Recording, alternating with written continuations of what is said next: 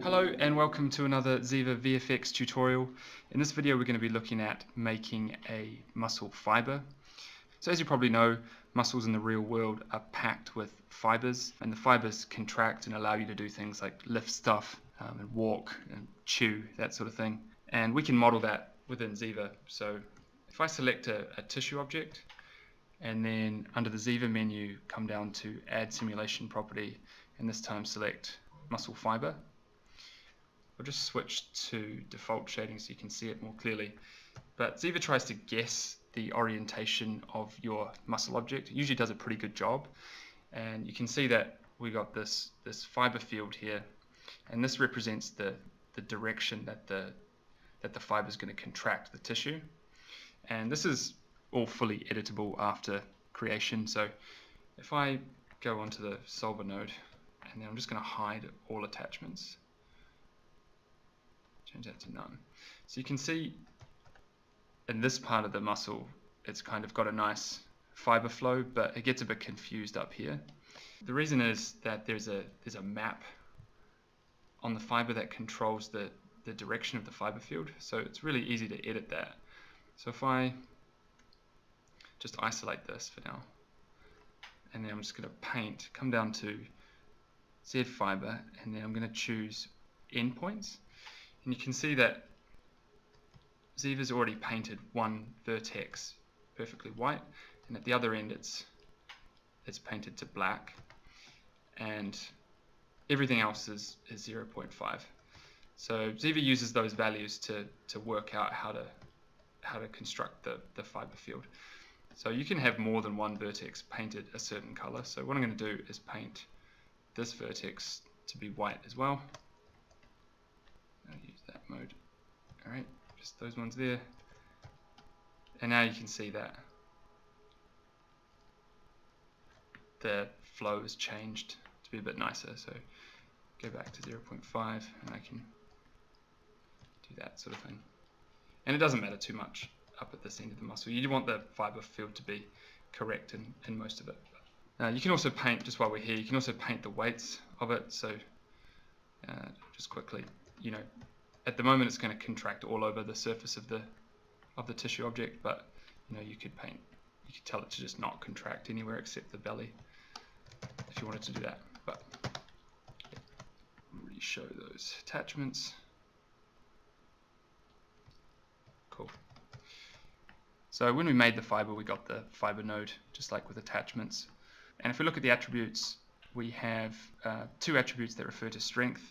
And this is a bit like stiffness in attachments, where you have the value and then the number of zeros after the value. Come down a bit further, we've got excitation, which is the one we're interested in for the moment. And so excitation takes a float value between 0 and 1, and 0 being not active or not excited at all, and 1 being fully excited. So this, you can connect to this attribute, and you can also keyframe it. So what I'll do is set a key on frame 30 and then say on frame 40 set it to 1, and I'm just going to offset the underlying alembic here, the driver alembic, so there won't be any animation on the bones for this example. And if I play this back now, you're going to see the muscle contract on around frame 30. So there you go.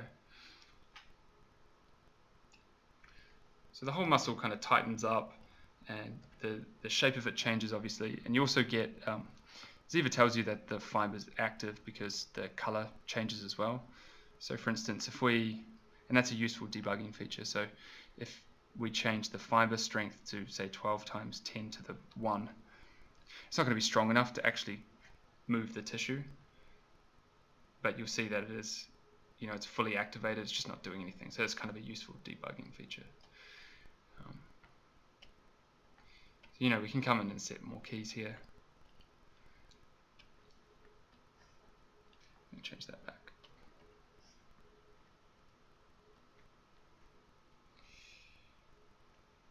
Right. So what we really want is to see the muscle contracting when it's primary function is supposed to be engaged. So for instance, with the bicep, you want to see it contracting when the elbow is bending, right? So I mean, we could go through and keyframe that, but in reality, you don't want to be doing that kind of stuff.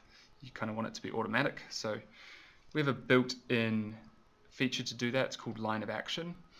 And line of action is just going to contract your muscle based on a curve length.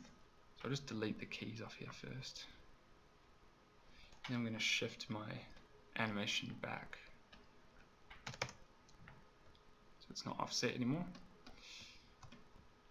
And in the ZIVA Tools menu, if you come down and select Create Line of Action Curve, you have to have a tissue with a fiber on it selected first. So you select that and then Create Line of Action Curve, and it makes this 2-point CV curve. There's nothing special about this curve. It's just a regular CV curve with 2 points. So you could make it however you like, really. I'm just going to move it a little bit along the radius because we want the curve length to change significantly when the arm's being bent. So I'm just going to move that out a bit. And now I'm just going to do some really basic Maya rigging and add clusters to either end.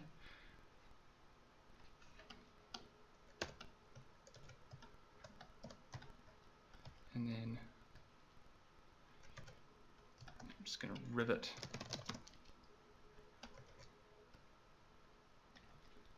clusters to the bones.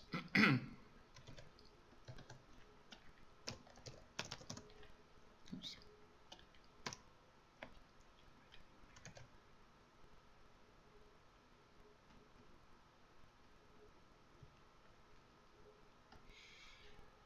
Alright, so just want to check that it's following. It is, it's good. And now we need to connect this curve to the Z-fiber object on the muscle. So I'll select the curve first, then the tissue with the fiber on it, and then under the ZIVA menu I'll come down to Add Tissue Property, and this time select Muscle Line of Action. And if you select the curve, you can see one of the outputs now is this Z line of action. So if we play back the simulation now, hopefully you'll see the fiber change, the muscle changes, the animation happens.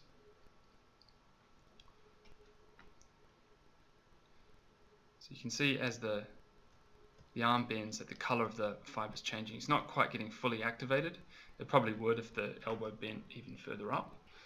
So if you want the line of action to be more sensitive to the curve length, you can go into the Z line of action node and change position sensitivity. To make it twice as sensitive, you change it to 2, for instance. I'm just going to change it to 4, just to make it super obvious. Clear this cache in the scene. And you can see now that it's getting fully activated quite often.